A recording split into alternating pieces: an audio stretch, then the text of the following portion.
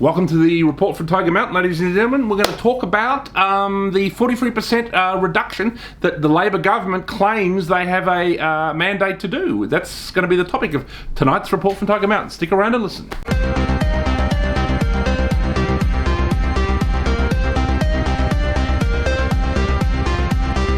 All right, ladies and gentlemen, we're going to talk about the 43% reduction in emissions that the Labor Party would like to bring in. Obviously, the last election we had here in Australia was considered the climate change election. I mean, obviously there has been a few natural disasters that mainstream media and Labor Party have been blaming on climate change. There were the bushfires before the COVID nonsense started, and then there's been some floods. There was one about a year ago, and there's been one very recently up in Queensland and New South Wales that was pretty devastating. Do we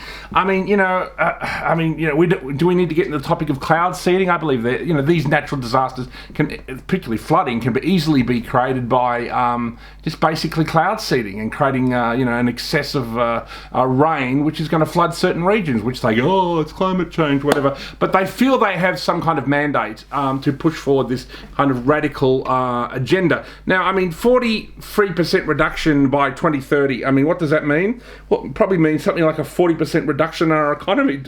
It probably doesn't mean exactly that, but it's something like that, ladies and gentlemen.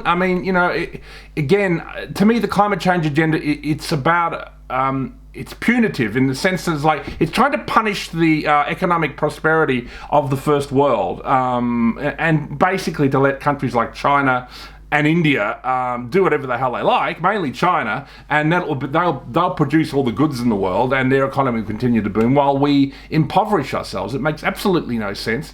As Alan Jones pointed out recently on Q&A, it's like 0.05% or something, or 35% is what is the amount of CO2 in the atmosphere, which is next to nothing anyway, and that human beings only make up to somewhere between 20 and 40% of that, 0.035%, and then Australia makes up for 1.5 of that. So you've only got to do the math. Whatever Australia does is a complete nonsense. And I've said this before in the report that it boggles the mind, the level of stupidity to think that the Australian government is going to have any effect on the global weather, whatever we do, whether we were to remove every single carbon emission from Australia or we to double them, it would make zero difference. But anyway, this madness, this absolute madness, is being pursued. It's again a form of economic punishment. In a way, it's very similar to COVID, the COVID agenda, which was a kind of if you look at that, that's like the short con, that's where they punish you for a couple of years, they limit the economy, and they have a punitive kind of totalitarianism. But, this one, the climate agenda is, goes on to 2030 and 2050. These are the dates they're talking about. That's the long con, ladies and gentlemen.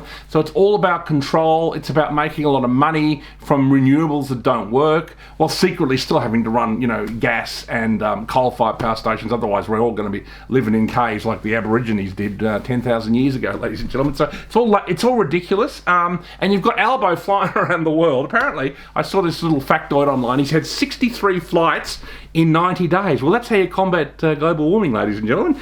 63 flights on, private jets all around the world. That's nothing. Nothing says, like stopping global warming like 63 private flights in private jets. So it's ridiculous. Obviously you've got the cost of living going up, you've got inflation, and then now you're going to have our, our food production and farming industry and agribusiness are going to be under major threat from this absurd stupidity of reducing our carbon emissions by 43%, which, as I said, will be pointless on a global scale and will not stop global warming, even if the people who are the absolute hysterics about it are correct, which of course they aren't. So that's the report from Tiger Mountain.